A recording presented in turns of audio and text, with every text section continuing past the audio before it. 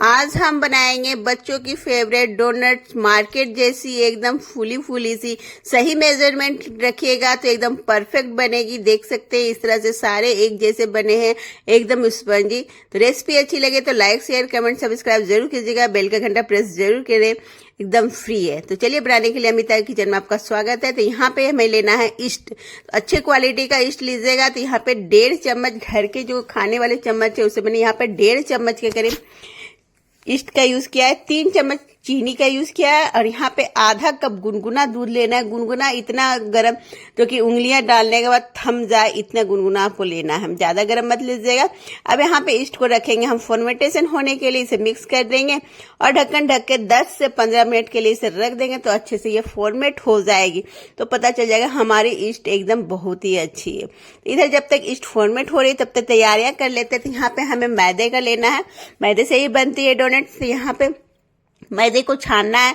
तो मैं यहाँ पे 1.5 कप से ज्यादा, 2 कप से कम इतना मैदा का यूज की हूँ, जो कि एकदम परफेक्ट मेजरमेंट रहेगा। कुछ भी आपको इधर उधर नहीं होगा, सेम आप बना रहे हैं। तो मैदे को हम छान लेंगे। यहाँ पे कोई भी गुठली या लम्स ना होनी चाहिए और दूसरे इसमें एयर बबल्स भी आ जाए, इसलिए हम इसे छान लेंगे। यहाँ पे अब देखिए अच्छे से यहाँ पे ईस्ट एक्टिव हो गई, देख पा रहे हैं आप, कटोरी मेरी भर गई है।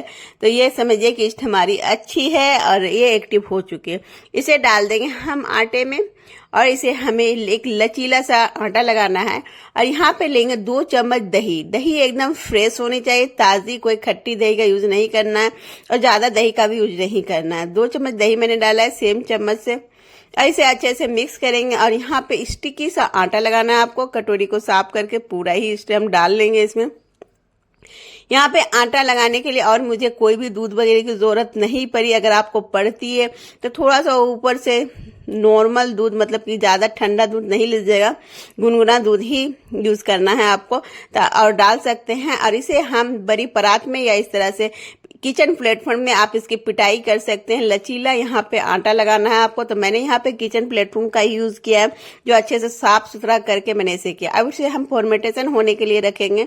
कम से कम 10 मिनट तक आपको पिटाई करनी है आटा की, ताकि वो अच्छे से लचक आ जाए उसमें। अब यहाँ पे मैंने सेलो हॉट का यूज किया है इसे फॉर्मेटेशन होने के लिए। उसमें थोड़ा सा ऑयल ग्रीस कर देंगे, कोई भी refined oil, cooking oil, butter, किसी चीज का यूज कर सकते हैं। अब सरसों का तेल यूज नहीं कीजिएगा। अब यहाँ पे देखिए इस तरह, जिस तरह से मैं दिखा रही हूँ इस तरह से आपको करना है। अब इसे यहाँ पे डबल तक हमें फॉर्मेटेशन करना है। अब इसे गर्म जगह में रख दीजिए। मैंने इसे माइक्रोवेव में अंदर रख दिया था ताकि कोई भी हवा इसे ना लगे। और यहाँ पे मेरी आधा घंटे में ही फॉर्मेटेशन अच्छे से हो गए थे। तब तक तैयारी कर लेते हैं। तो यहाँ पे हमें डोनट्स सेट करने के लिए इको बेक पेपर का यूज करूंगी, जिसमें कि अलग अलग हमें रखना पड़ेगा। तो यहाँ पे इसे छोटे छोटे पीसेस में कट कर लीजिए, ताकि बनाने के समय तैयारियां मेरी होके रहेगी। देखिए कुछ इस तरह से आपको कट कर लेना है, एक एक पीस रखने के लिए, जो कि एक एक पीस रखने की जरूरत पड़ेगी हमें डोनट्स। तो यहाँ पे मेजरमेंट अगर आप सही रखते हैं तो मार्केट से भी अच्छी आपकी एकदम बन जाएगी। और फिर बच्चों को तो बहुत ही पसंद आती है, सभी बच्चों को। अगर आपके घर में बच्चे हैं तो इस तरह से घर पे बच्चों की पार्टी हो, कोई भी बर्थडे पार्टियों में बना सकते हैं, बहुत ही इजीली बन जाएगी घर में और ढेरों सारे बन जाते हैं एक साथ। तो इस तरह से एक एक डोनट्स रखने के लिए इस तरह से कट करके तैयारियां कर लीजिए। आधे घंटे के बाद ही देखिए ये आटा बहुत ही अच्छी फॉर्मेट हो गई है, पूरी यहाँ पे डबल हो गई, डबल से भी ज्यादा हो गई है। जैसे पंचिंग करके इसका हवा निकाल लेते हैं। अब सारे आटे को हम निकाल के अच्छे से, मतलब मिक्स नहीं करना है आपको, जिस तरह से मैं दिखा रही हूँ बस इसी तरह से हल्के हाथों से ही इस तरह से इसे करना है। अब यहाँ पे सूखा आटा डस्ट करके इसे हम एक रोटी बेलेंगे। ज्यादा पतली रोटी नहीं बेलना है, न ज्यादा मोटी बेलना है, जिस तरह से दिखा रही हूँ बस इतनी ही मोटी रोटी बेलना है आपको। तो अच्छे से यहाँ पे मैदे को डस्ट कीजिएगा, नहीं तो चिपकेगी, क्योंकि आटा बहुत ही स्टिकी होती है, ये बहुत ही मतलब कि चिपचिपी सी होती है। इस तरह का ही आटा आपको लगाना है, तभी अच्छी बन पाएगी। तो यहाँ पे रोटी को बेल लेंगे इस तरह से। देखिए इतना ही यहाँ पे मोटा बेलना है, ज्यादा पतला नहीं है, ज्यादा मोटा नहीं।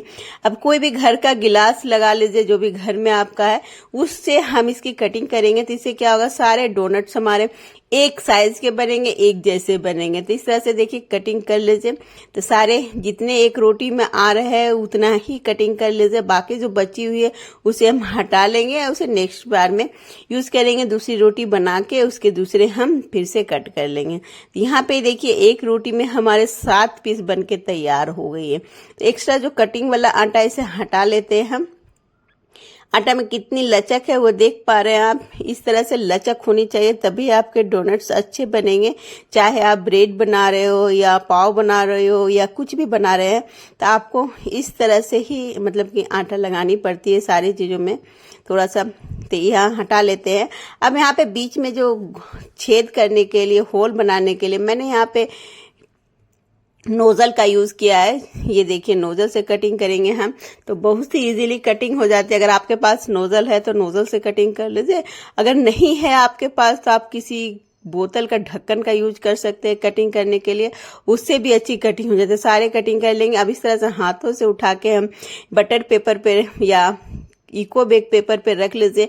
अब इसे हाथ से टच नहीं करना है आपको, क्योंकि अगर हम हाथ से टच करेंगे तो जो भी इसमें एयर बबल्स है वो बाहर हो जाएगी। तो आपको इसके बाद आपको टच नहीं करना है जब तक इसे फ्राई ना करें। दूसरी रोटी भी हम बेल लिए हैं जिस तरह से बचे हुए आटे थे उससे। तो यहाँ पे इस बार 3 बार निकली है, हमारी 3 डोनट्स बने हैं। तो इसी तरह से अब 2 बनेंगे फिर 1 बनेंगे। इस तरह से सारे आपको बना लेने हैं। बीच वाले भी इस तरह से छेद बना लेना है, कटिंग कर लेंगे। और इस तरह से इको बेक पेपर पे हम इसे रखेंगे कि अब इसे टच नहीं करना है हमें। तो इसे हम 10 से 15 मिनट के लिए रखेंगे ताकि अच्छे से ये फूल जाए, फिर हम इसे फ्राई करेंगे। तो जब तक हम तैयारियां कर लेते हैं तो चॉकलेट फ्लेवर का बना रही हूँ मैं। तो यहाँ पे चॉकलेट माइल्ड कर लेंगे। तो यहाँ पे डार्क कंपाउंड चॉकलेट का मैं यूज कर रही हूँ। तो थोड़ा सा चॉकलेट ये कटोरी में मैं पहले से मतलब माइल्ड की थी तो इसमें पहले से लगी हुई है, तो मैं इसमें ही माइल्ड कर ले रही हूँ दोबारा से। तो आप अपने मनपसंद चॉकलेट से इसे गार्निशिंग कर सकते हैं, सजा सकते हैं जैसी आपको पसंद है उस तरह से। तो यहाँ पे डबल बॉयलर मेथड से तो मैंने यहाँ पे इस तरह से रिंग लगा के इसमें रख दिया है ताकि धीरे धीरे से ये माइल्ड होती रहेगी और जब तक हम इधर फ्राई भी कर लेंगे। तो इसे रखते हैं साइड में अच्छे से माइल्ड होने के लिए। आइए देखिए फूल के कितने अच्छे बड़े बड़े हो गए। इसे हाथों से टच नहीं करना है आपको, इसे डायरेक्टली हमें कढ़ाई में डालना है। बस इन सब बातों का आपको ध्यान रखना है। सारे ही परफेक्ट बन गए। अब चलिए तेल चेक कर लेते हैं। तेल अच्छे से गर्म हो गई है। अब इसे हम एक एक करके पेपर के साथ ही उठा के इस तरह से डालना है। देख रहे हैं जिस तरह से मैं दिखा रही हूँ, हाथों से टच मत कीजिएगा। ये देखिए इस तरह से। तो जितने कढ़ाई में आ रहे हैं उतना डाल लीजिए। यहाँ पे इसे हमें अच्छे क्रिस्पी होने तक फ्राई करना है। तो इसी तरह से थोड़ा सा पलटते पलटते हम इसे कलर आने तक फ्राई करेंगे। ये देखिए बहुत ही अच्छी कलर आई है, देखने में कितने सुंदर लग रहे हैं वो तो आप देख ही पा रहे हैं कि एकदम बहुत ही इजीली घर पे बना सकते हैं आप। बच्चे खुश हो जाएंगे आपके, एक बार बना लेंगे तो आप बार बार बनाना चाहेंगे। इतना इजी है बनाना कि बस लगता है हमें कि बहुत ही मेहनत है। मार्केट में मिलने वाली महंगी चीजें बहुत ही मेहनत से बनती होगी, लेकिन नहीं, बहुत ही इजी है, बहुत आसान है। एक बार आप बना के देखिएगा, एकदम लगेगा आपको कि इससे आसान कुछ है भी नहीं। तो यहाँ पे इसे हम निकाल लेंगे। ये देखिए इसी तरह से, पर जाली वाले में निकालिएगा ताकि नीचे से इसे सौगी ना पड़े। तो दोनों तरफ से एयर आसपास होनी चाहिए ताकि अच्छे से क्रिस्पी बने रहे।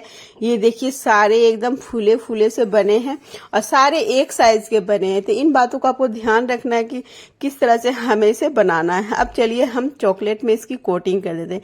आप अपने मनपसंद चॉकलेट में डाल सकते हैं। मैं यहाँ पे डार्क कंपाउंड मतलब कि चॉकलेट फ्लेवर में डाल रही हूँ। आप व्हाइट चॉकलेट में भी डाल सकते हैं, जो भी आप पसंद है उसमें आप डाल सकते हैं। थोड़ा सा यहाँ पे मैं शुगर पाउडर को स्प्रिंकल कर रही हूँ। तो इसे अपने मनपसंद तरीके से आप सजा सकते हैं, जिस तरह से भी आपको सजाना चाहते हैं। थोड़े से मैंने स्प्रिंकल लगाई है, वो पिंक कलर की जो घर पे पड़ी थी मैंने उसे लगा दिया है। आपके पास जो है वो लगा सकते हैं, नहीं तो ओनली चॉकलेट के साथ ही इसे अच्छे से गार्निशिंग कर लेंगे। थोड़ा सा मैं यहाँ पे व्हाइट चॉकलेट को माइल्ड करके इसके पाइपिंग बैग में भर लिया है और इस तरह से मैंने इसे सजाया है। तो अपने मनपसंद डिजाइन से आप सजा सकते हैं, जैसा आपको पसंद है उस तरह से। बहुत इजीली मैं सिंपल ही सजाई हूँ। एक में स्प्रिंकल डाली हूँ, एक में शुगर पाउडर डाल दिया है और बाकी व्हाइट चॉकलेट से मैंने इसे गार्निशिंग कर दी हूँ। बाकी यार कुछ भी ज्यादा मेहनत नहीं की हूँ मैं, बस सिंपल से तरीके से बहुत ही टेस्टी एकदम स्पॉन्जी बन के तैयार हुई है। देख पा रहे हैं आप, मार्केट में जैसी मिलती है उस तरह से लग रही नहीं देखने में। और इस तरह से ढेरों बना सकते हैं, बस कुछ मिनटों में ही आप इस तरह से ढेरों डोनट्स बना सकते हैं। अगर आपके घर में एक बच्चे की बर्थडे पार्टी हो, कोई भी पार्टी हो बच्चों की, तो इस तरह से ढेर सारे बना सकते हैं जो कि बच्चे खुश हो जाएंगे।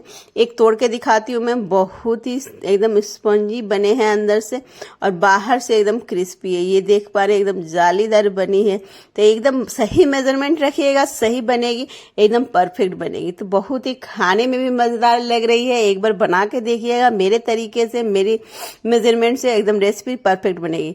तो अच्छी लगी रेसिपी तो like share comment subscribe. Thank you watching my video. Bye bye, take care. मिलती हूँ मैं नई रेसिपी के साथ। See you.